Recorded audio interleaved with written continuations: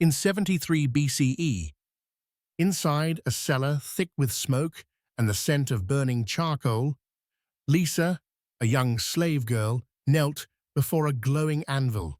Firelight flickered across her terrified face as her master held a branding iron engraved with his initials. When the metal left the furnace, it gleamed white-hot, like lightning made solid. No one spoke. Only Lisa's trembling breath filled the silence before a rough hand seized her head and pressed the iron against her cheek. The sound of searing flesh cut through the room. Sharp, final. In 10 slow counts, the smell of burned skin smothered the air. When the iron lifted, a scar remained. The signature of ownership, carved forever into her face. But the true wound went deeper. Alongside that physical scar, an invisible mark burned into Lisa's soul. From that moment on, she ceased to be a person. She became property, a living advertisement of her master's power. Anyone who looked at her no longer saw pain. They saw a slave who had disobeyed. In Rome, justice wore the mask of civilization, yet beneath it pulsed cold, deliberate cruelty. Every marble wall, every golden hall of the empire was built upon screams like Lisa's, silenced, hidden, forgotten. That single brand on her cheek was not just punishment, it was prophecy. Because behind the polished face of Roman glory lies something far darker, a world where suffering was engineered and even beauty served the machinery of control. The burn on Lisa's cheek had barely begun to heal when the guards dragged her down a spiral staircase that reeked of damp stone and iron. They called it a correction chamber, but those who entered never came back. The further they descended, the colder the air became, until the torchlight itself seemed to shiver. On the walls, faint scratches marked where others had clawed for escape. It was said that every mark was a prayer unanswered, every silence a soul erased. The cell waiting for Lisa was no larger than a coffin. She couldn't stand, couldn't lie flat, only crouch between the walls that pressed close like a pair of clenched fists. There was no window, only a small hole near the ceiling for air, and for the voice of her master to pass through. When the iron door slammed shut, it wasn't a sound. It was a sentence. The first day, she screamed until her throat tore. The second, she whispered to herself just to remember what a human voice sounded like. The third day, she stopped speaking altogether. Time dissolved. The dripping of water from the ceiling became her heartbeat, her tormentor, her god. This was Viva Sepultura, the Roman art of being buried alive while still breathing. To the masters, it wasn't murder. It was containment. To the victims, it was damnation stretched across hours. The law couldn't touch the act because technically the slave wasn't killed, she simply ceased. Rome called it civilization. Lisa called it the dark between two heartbeats.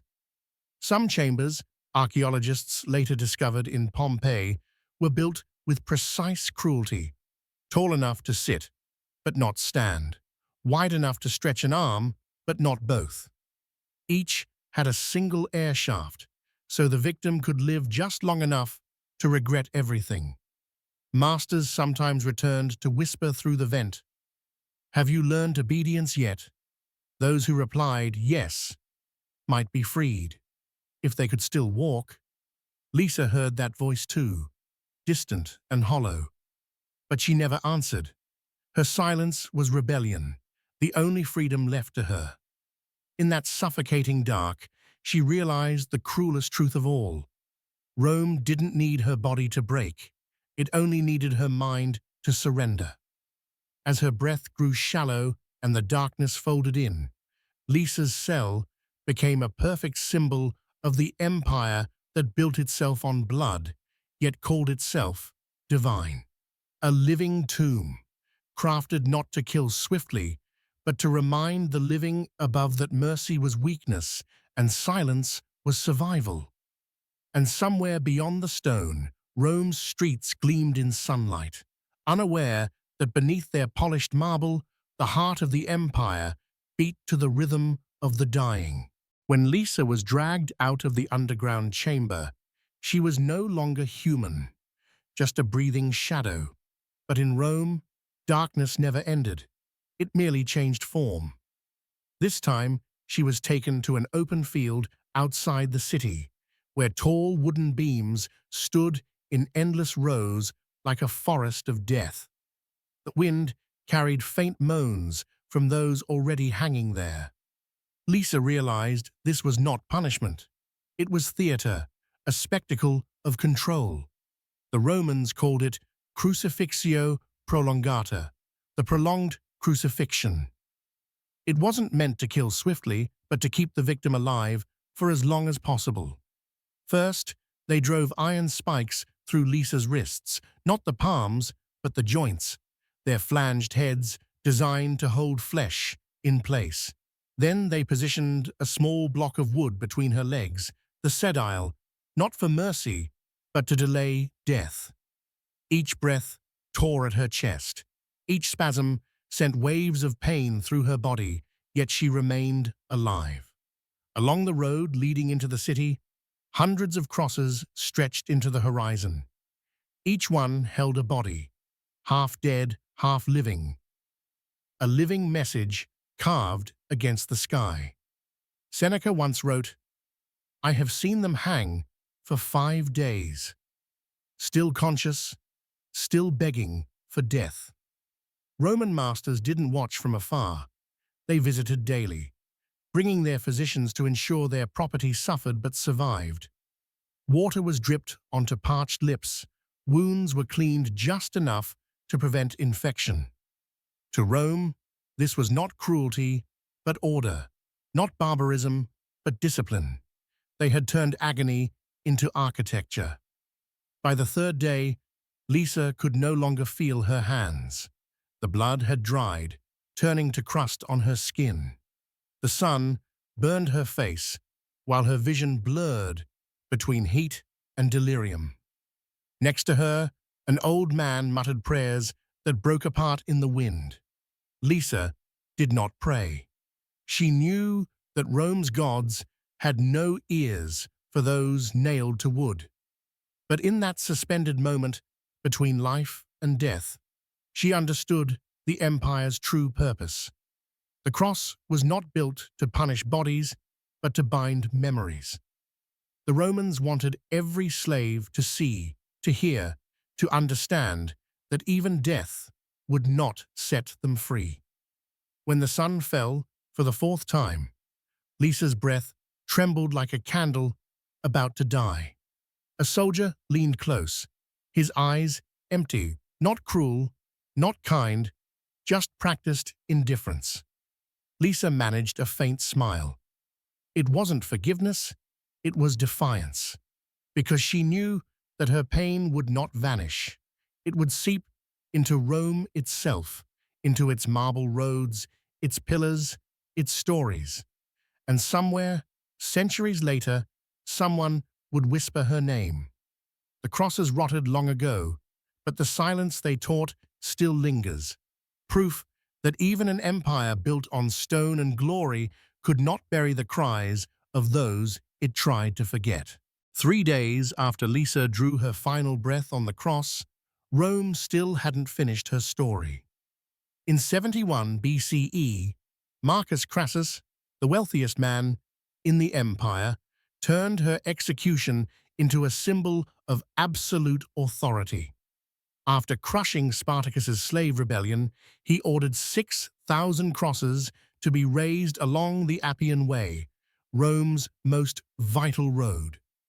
This wasn't an execution. It was an exhibition of fear. For over 200 kilometers, Every few meters stood a dying body, swaying in the wind, turning the empire's greatest highway into a corridor of agony. They said the wind carried the screams of thousands like Lisa, people who once loved, dreamed, and worked, now reduced to nameless silhouettes beneath the Roman sun. Crassus demanded that the victims be kept alive as long as possible. Physicians were paid to tend their wounds, to drip water onto cracked lips, to prolong their agony day after day. Some lived for 7 days, long enough to understand that Rome didn't want their blood. It wanted their memory erased through pain. Wealthy citizens covered their noses as they passed, but none dared look away. Parents brought their children to see, teaching them obedience before compassion. Poets wrote that the Appian Way glistened in sunlight, where bones shone brighter than marble. To them, the suffering of slaves was not tragedy, it was scenery. But Crassus's cruelty planted the seeds of rebellion. As witnesses saw the twisted bodies hanging in endless rows, still breathing, still aware, pity turned into fury. Seneca would later write, "We who torture slaves have tortured our own souls." For every dying body, a silent vow was born. Rome might chain their flesh, but never their spirit. Centuries later, historians whispered that the empire began to die that very day, when 6,000 crosses turned the symbol of civilization into a monument of decay. The cries of those condemned merged with the wind, echoing through generations. The silence of those who watched became a wound that never healed. Lisa, though only one of countless nameless slaves, became part of that eternal echo, a reminder carved not in stone, but in conscience. Rome built its greatness on roads paved with human suffering, but every empire that feeds on pain eventually drowns in its own cruelty. The crosses rotted, the bodies turned to dust, but the memory endured. Along that ancient road, beneath the weight of centuries, the ghosts of the forgotten still whisper, warning every civilization that believes fear can build eternity. No empire stands forever when its foundation is made of screams. When the last crosses along the Appian Way had rotted away, the Roman Empire still celebrated its triumph. But beneath the marble temples and towering statues of gods, the cries of millions like Lisa never truly fell silent. Their suffering wasn't a byproduct. It was the foundation upon which Rome stood. They built temples from bone, carved laws from leather whips, and called it civitas, civilization. In the centuries that followed, Roman historians deliberately blurred these horrors. They praised the generals, glorified discipline and order, but hidden within dusty scrolls, trembling lines of ink, still whispered the truth. Seneca, the rare philosopher brave enough to speak it, once wrote, "Each cross is a mirror of the empire's soul."